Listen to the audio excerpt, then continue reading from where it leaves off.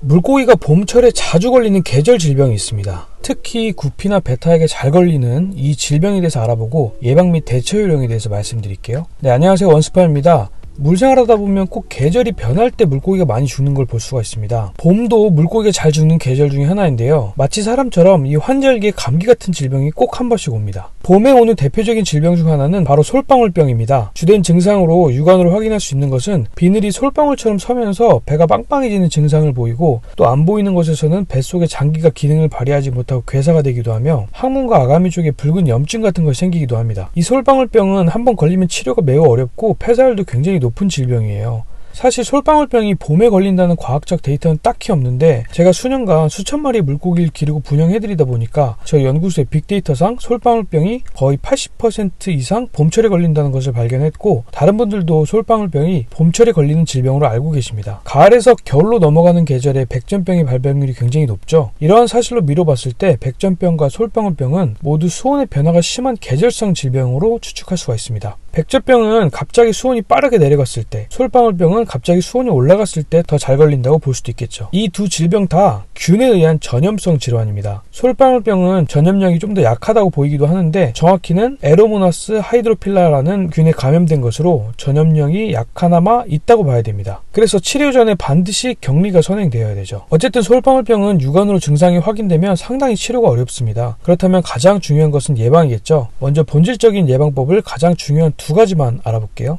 모든 물고기의 질병 예방의 첫 번째는 개체 자체의 면역력을 유지하는 겁니다. 개체가 건강하고 강한 면역력을 가지고 있으면 질병균이 물고기를 지배하지 못해요. 결국 질병에 걸린 이유는 약해질 대로 약해진 물고기의 면역력 때문이죠. 사실 물고기는 다 건강해 보이지만 수질의 변화, 물속 용존 암모니아와 암모늄의 수치에 따라서 각기 다른 면역력을 가지고 있어요. 그래서 당연한 소리 같지만 항상 변하지 않는 수질 유지가 가장 중요합니다. 물속 독성물질의 수치를 환수로 희석할 수도 있지만, 희석되기 직전 물과 희석 후의 물 차이가 커도 물고기들은 스트레스를 받고 면역력을 잃습니다. 그래서 기초 여과력이 매우 중요해요. 환수 주기와 상관없이 어항 자체에서 빠르게 독성물질을 소모하는 시스템을 갖추고 있어야 되죠. 미생물의 대사작용으로 여과력을 높이는 조건과 방법은 제가 여러 영상에서 여러 번 올려드렸으니까 참고해 주시고, 어쨌든 뭐니 해도 물고기를 건강하게 기르기 위해서는 수질 유지가 아주 필수 중에 필수입니다. 두 번째 예방법은 지금같이 봄철에 일정한 수온 유지입니다. 사람이 환절기에 기온차에 감기에 걸리듯이 물고기들도 마찬가지예요. 낮과 밤의 온도 차이가 심하거나 어제와 오늘의 수온차가 크다면 물고기들은 상당한 스트레스를 받고 면역력이 급격하게 낮아집니다. 솔방울병의 경우에도 봄이 되어서 수온이 높아져서 걸린다기보다 자연광이 수온을 높이는 낮에는 갑자기 수온이 올라갔다가 또 밤에는 급격히 낮아지면서 걸린다고 보는 게 맞습니다. 예방법으로는 사전에 조치를 취해주는 건데요. 날이 너무 더워지기 전에 조금씩 수온을 올려주는 거예요. 겨울철에 수온을 한 23도 정도로 유지해줬다면 3-4일에 1도씩 높여줘서 몇 주에 걸쳐서 26도로 아예 맞춰주는 거죠.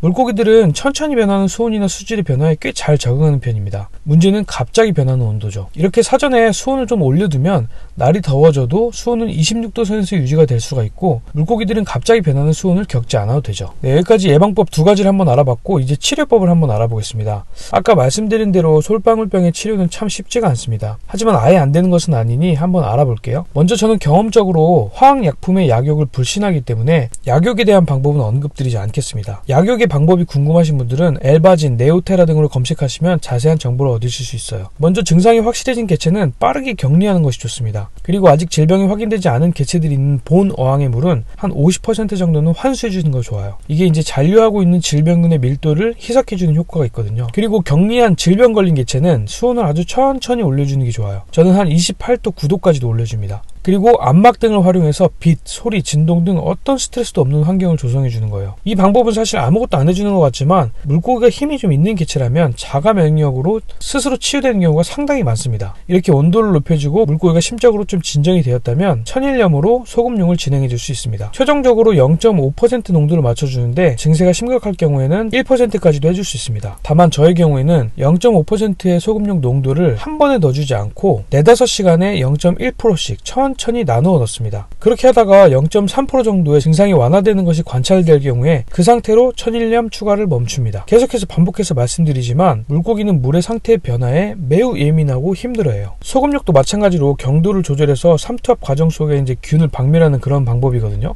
어쨌든 이것도 급하게 진행하면 면역력이 더 떨어져서 악화되거나 질병이 낫더라도 또 얼마 안 가서 죽을 수도 있어요. 자, 치료법 정리하면 먼저 격리, 그리고 본항은 50% 환수, 격리항은 수온 28도와 안막 조치, 거기다가 필요하다면 매우 섬세하고 천천히 진행하는 소금욕. 네, 오늘은 특히 구피와 베타, 그리고 금붕어들도 굉장히 잘 걸려요. 이 물고기들이 봄철에 잘 걸리는 솔방울병에 대해서 한번 알아봤습니다. 그 모든 것에 앞서서 건강한 개체를 데려오는 것과 어항 자체의 기초 여과력을 유지하는 것이 가장 중요합니다. 이 두 가지 기본이 지켜지면 사실 질병균은 정말 걱정하지 않으셔도 돼요. 테이블펫에서는 시끄러운 여과기나 잦은 물갈이 없이도 암모니아, 질산염 등 어항 내 독성 물질을 거의 제로에 가깝게 유지하는 무한서항을 분양하고 있습니다. 무한서항 분양에 관심 있으신 분들은 유일하게 연구소와 특허를 보유하고 있는 테이블펫을 검색해주세요. 네, 오늘도 여기까지 시청해주신 농부 여러분들 진심으로 감사합니다. 계신 그곳에서 아름다운 하루 되세요.